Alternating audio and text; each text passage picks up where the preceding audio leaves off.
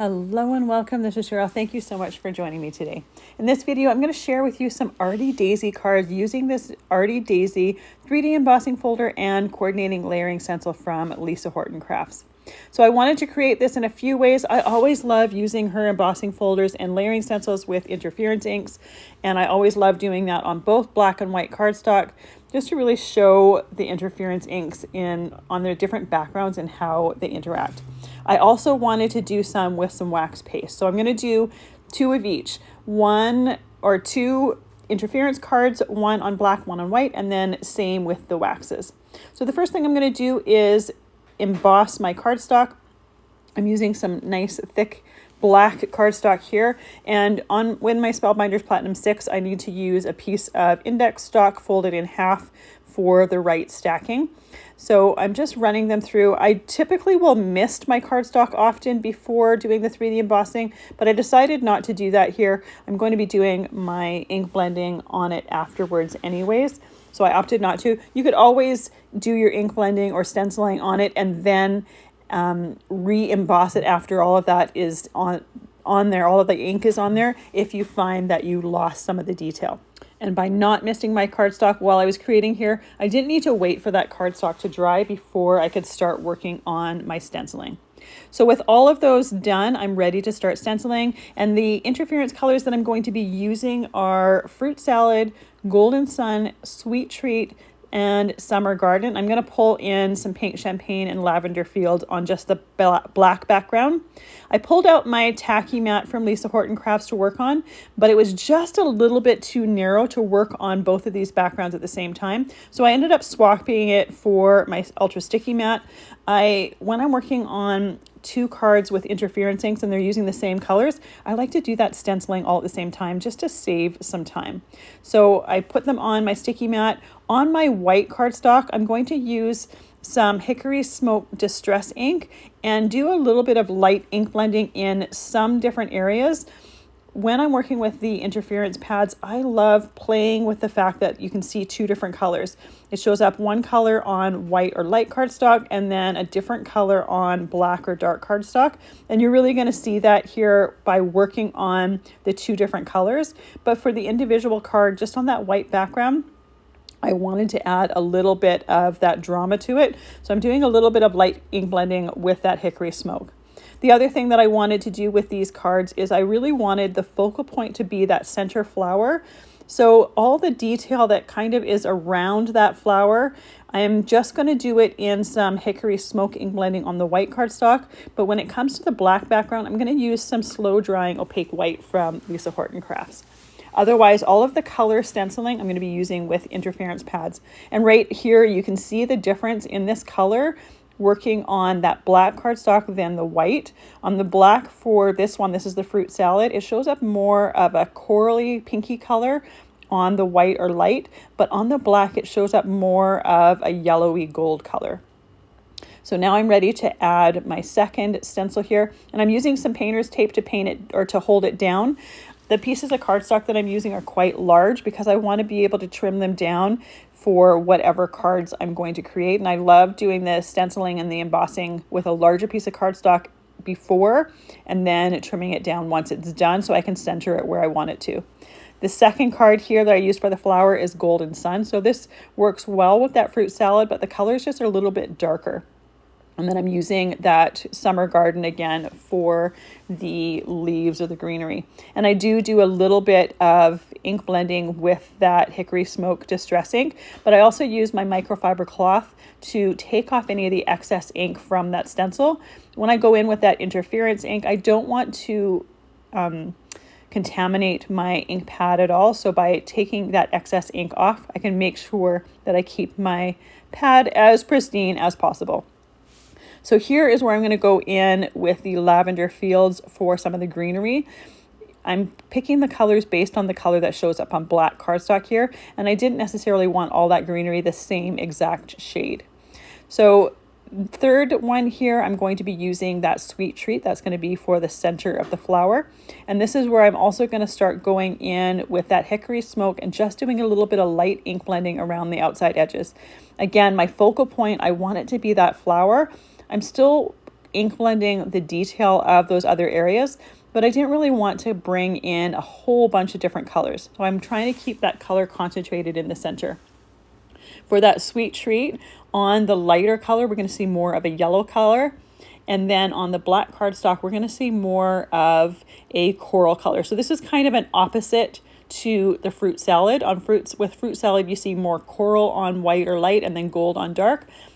And with the sweet treat, you see more yellow or gold on the white or light and then coral on the darker black. So this one here, I'm bringing in that pink champagne for some of the greenery, again, just to make sure they're not all exactly the same color. Then I'm going to start bringing in that white slow drying pigment. So this is a pigment ink, and this is why I'm doing the white background before I do the black background. The white background, using that hickory smoke on there, is going to be very easy to use my microfiber cloth to get all of that off so I don't contaminate any ink pads. I can do the black or the white on the black afterwards and then set my stencil aside to completely dry or to wash between cards. If I were to do it the opposite way, I would likely have to wash that stencil in between cards to get all of that white pigment off. So by doing this, that distress ink is just a dye-based ink. It washes off or wipes off really quickly and easily without leaving any excess color. And I would have a harder time doing that with the white. So after doing the black around the outside edges, I'm doing that summer garden and then a little bit more of that sweet treat in the center.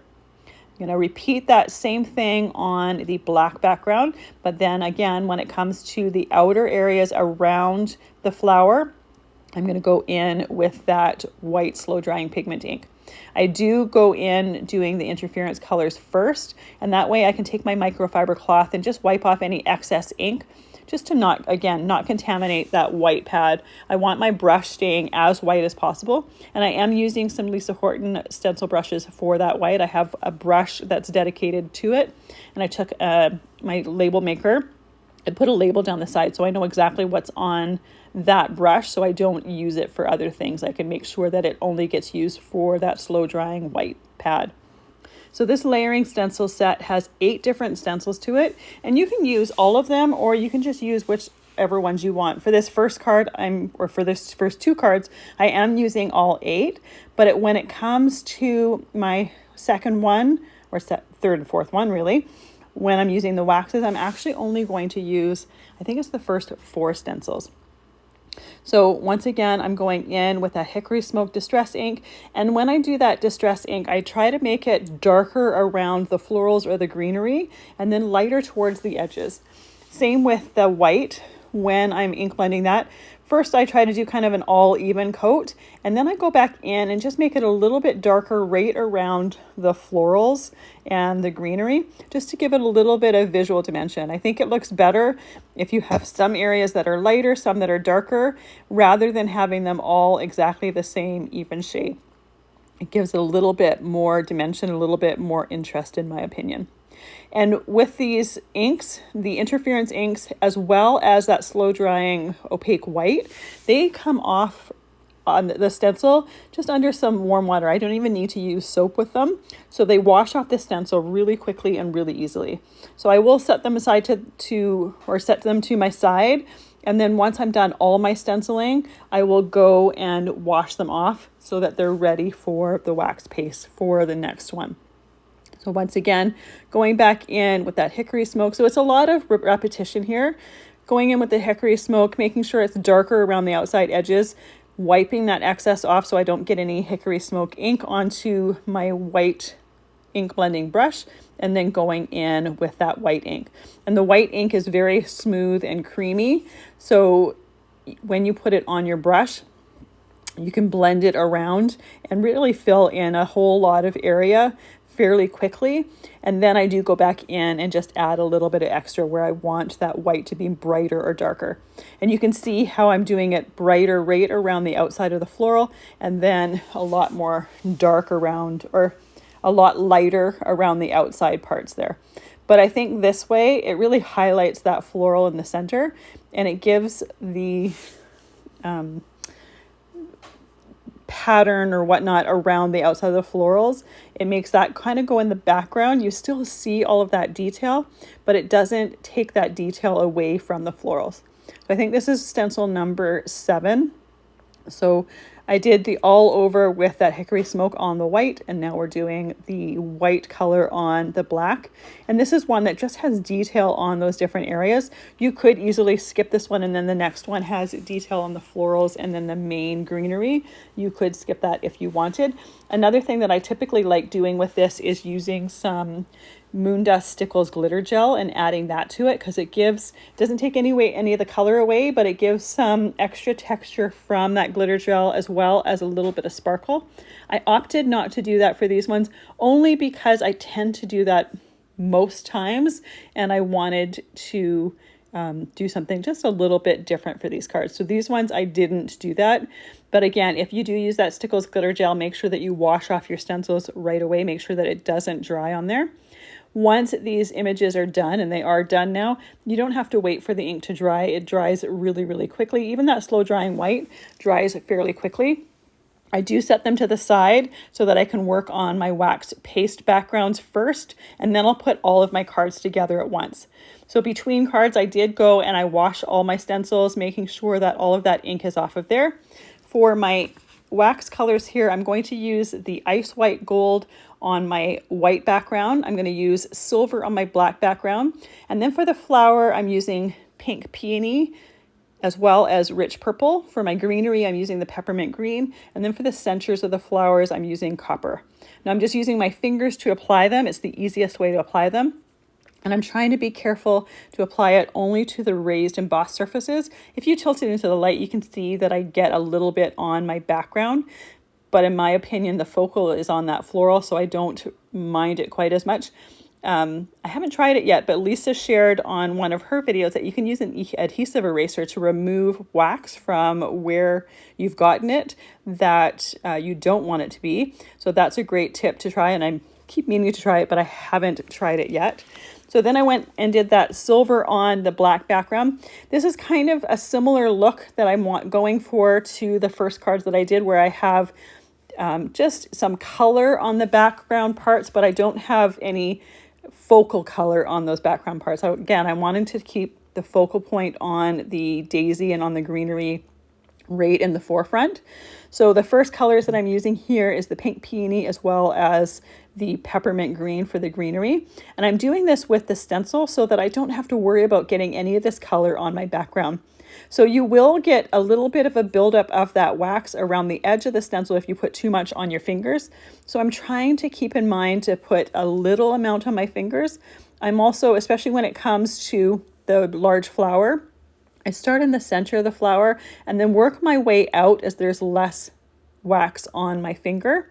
Another thing is if you work within, say, a channel like the stem of the flower, you'll get less buildup on the edges of those stencils. Sometimes it's not possible, like here with the flower. This is when I'm going in with the Rich Purple. And I still am using circular motion, so I'm getting a little bit of buildup on the outside of the stencil. It doesn't stay on the card itself, it'll stay on the stencil, and that will wash off, but you'll need to use a little bit more elbow grease for it. When it came to washing the wax off the stencils, I did need to use some warm water, and then I just used some hand soap on my hands, kind of lathered it in my hand, and then just used my fingers to wash that wax off. And it did take longer to wash the wax off, obviously, than just some ink, because it doesn't just rinse off, especially if I got a little bit of buildup around the outside edges. So for this layer here, I'm using that copper for the center of the flower. And I am blotting the color off a little bit on the stencil before going in. I can always add extra color, but I'm trying not to get too much color on there and wishing that I didn't have quite as much color on there. So as I said before, for this particular one, I'm only using the first 4 stencils. I'm not using the other ones. The other ones are more of that background area, and I already went over that background area without a stencil. So I'm not really worried about doing that again and building up that color. I was more using it for the focal color on the front to make sure that I had that color concentrated where I wanted it to be concentrated, so you can see how it went together a lot quicker. Now that I have those backgrounds done, off screen I'm going to wash my stencils and get that off, as well as get the wax off my hands. And off my hands, a little bit of warm water as well as some hand soap makes it come off. So here is the stencils after I've washed them. You can see there's a couple that I could wash it a little bit more. The ones with the extra details on the I think it's the second one, the extra details for the flower petals. I can go back in and wash it a little bit more, but I wanted to keep going with my cards. So for my cards themselves, I'm trimming the focal image, or the Arty Daisy part, down to 4 inches by 5 1/4. And then I'm die cutting a matching mat for each one of them with the same cardstock, and that is trimmed down to 4 1/8 by 5 3/8. So I'm going to have a really narrow mat around here, but this daisy is just a little bit wider than the 4 inches. So I didn't really want to cut too much of that off. I wanted to have more of that. So having a smaller mat was totally fine. For my mats, I'm going to use, for the first 2 cards, I'm going to use my fruit salad interference pad and just rub it around the outside edge of that mat. This mat is really thin, so I don't need to worry about putting too much ink on there. However, I am putting some ink in the center, and that's because I want to use this Thanks die cut. And rather than take a separate piece of cardstock, I'm just going to cut it right out of the center. Because this is being covered by that daisy, I don't need to worry about that center being shown and being pristine. You're never going to know anything was cut out of it. This is just a way that I like to extend the use of my cardstock a little bit.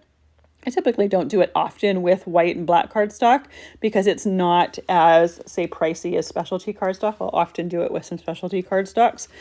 Because you don't see that center, we might as well make that go a little bit farther. And by using that ink on the cardstock for one of my mats for my thanks, I can make sure that it matches perfectly for on that card. So this Thanks die cut is actually the Best Wishes and Thanks Extra Large die set. I've used this one quite often. It has a shadow layer to it as well. So the shadow layer is actually the one that I'm using for, or with my interference pads. And then I just use plain cardstock for the upper part of my sentiment. And that way the shadow part with that interference is going to frame it really, really nicely. Now I'm ready to glue my cards together. So I have some A2 card bases here. They're just done with some white cardstock. I'm gluing it with some Barely Art glue. It's in a fine line bottle, so it's going to work well for gluing large pieces of cardstock down, as well as the fine details of my thanks sentiment. When it comes to gluing down an embossed piece here, I do tend to be a little bit more liberal with the glue because I want to make sure that I have a lot of those recessed areas covered, so that it gets adhered to my card base really, really well. And it's easy and quick to do 2 of these cards at once. You can see that doing a second card at the same time as the first one really doesn't take much extra time because I already have the ink on that stencil when I'm stenciling. When it comes to the embossing, I already have my machine out and I'm embossing it. So by doing 2 at once, they come together pretty much almost the same amount of time as it would take to do one. Maybe a little bit longer, but really not much longer. I'm doing both cards here assembly at the same time just to make it quick and easy as well. And you can see, again, it doesn't take much extra time to do that assembly as well. And I have large acrylic blocks that I like to put on my pieces here just to hold everything down nice and flat, keeping my hands free to put glue and to assemble something else rather than holding something down to make sure that it sticks. I'd rather not just sit there. So by having some acrylic blocks, it gives them a good use and makes sure that everything stays nice and flat while I'm assembling. So these first 2 cards are nearly done, but I want to add just a tiny little bit more texture. So I like to get some Stardust stickles and I just add little dots in the center of the flowers. I'm not really particular about them being perfect and exactly the same as each other. I just like to have dots rather than a big, large lump of it. I think it gives it a little bit more interesting texture. And then I'll set that aside to completely dry. But it adds a little bit of extra sparkle as well as that glittery texture to it. Now that those are aside drying, I can assemble the ones with the wax paste backgrounds. So for my mats, I'm going to do them very similarly to what I did for my interference colors. I'm using the rich purple. And I'm just putting a little bit on my fingers and rubbing it down the outside of that cardstock. Once again, most of this is going to be covered, so I don't need to cover the entire piece of cardstock. However, I'm going to do the same thing with these as I did with my first ones. I'm going to put some of that rich purple wax paste in the center to cut out the shadow for my sentiment for this particular one. And for the outside of that cardstock, I'm just going along the outside edge of it. If you're to do it in circles, you're going to get more of that wax paste build up around the outside of the cardstock, and I'm trying to eliminate that as much as possible. I still will go and lift my cardstock up and run my fingers around the outside edges so that any excess can fall off and not be left on the outside of that cardstock for on my card. I'm going to do the exact same thing for my black. I'll go around all the outside edges and then I'll put a little bit in the middle. For this particular one, I'm using the A Little Hello die. This is also from Lisa Horton Crafts as well as Spellbinders. This one has some sub-sentiments that you can use with it as well. I chose just to use the Hello, and it actually has 2 different shadows to it, but I'm only using the first shadow. If you wanted to add some extra dimension to your sentiment, you could add the 3rd shadow as well. Again, I opted not to. I didn't want to cover too much of that daisy. I wanted that daisy to be the focal point and to be the main thing on the card. I wanted the sentiment just to kind of be the second thing on the card. So I can die cut that hello shadow out of the center of my black cardstock, tuck that to the side, as well as die cutting it out of the white piece. The hello parts for the top part in front of the shadow or on top of the shadow, I just did that die cutting off screen. But you can see that once I have my cards assembled from my first ones, you don't see that there's anything cut out of it. And even when you lift that cardstock or the cards up to the light, because I use a nice thick cardstock for my back, you still don't see that there is an area cut out of it. This is something I've been doing for years, and anytime I've told someone, they don't actually really believe that it's actually done, but it's, again, just a way to extend your cardstock just a little bit more. And like I said, I do it mostly with specialty cardstocks, but if you're, happen to be running out of a certain color of one, it's a great little hack to make that cardstock go a little bit farther. So once again, with these ones, I'm making sure to put my acrylic blocks on them while they are drying. And that black on the mat there, you don't really see that mat, but in real life, you see the purple the purple wax around the outside edge, and it really ties in beautifully with the purple on that daisy. And I chose the purple only because it was the most dominant color for the flowers. I didn't want the copper color from the center, mainly because I wanted that just to be the center of that floral.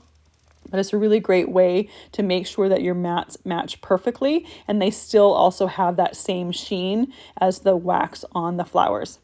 So now we can assemble or add the sentiments to the bottom. So I add the shadows first and then add the top parts of them. If you wanted, you could assemble that sentiment off the card and then put the whole thing on there at once. I will typically do it this way. It works just as well. And I don't think it really saves much time doing it separate. The only time I will do it separate is if a sentiment or a shadow has individual letters. I'll do that separately off screen or off my card, and then I will put them on all together because it's easier to put a full thing on all together, as well as figuring out if I don't have where I want that card on my card, or where I want that sentiment on my card exactly figured out. That's the easiest way to do that. So once again, I'm going to put the stickles on the centers of those flowers again, let them aside to dry, and here is the finished result. I absolutely love those wax pastes on there. They're so much fun to play with, and they really go on nice and easily. You don't need a whole lot of that wax paste, but it adds a gorgeous sheen, and it just makes those embossed backgrounds come alive. Then we have our interference cards. And once again, I love doing it on both black and white because I love seeing the difference of the same supplies on those 2 different backgrounds look. Obviously with this one, I used hickory smoke around the outside on the light cardstock and the white ink on the outside around on the black one, just for a different look. You wouldn't see that hickory smoke on that black, but I love the final result of that. Thank you so much for joining me. I really appreciate all the time that you spend with me. I hope you have a fantastic day.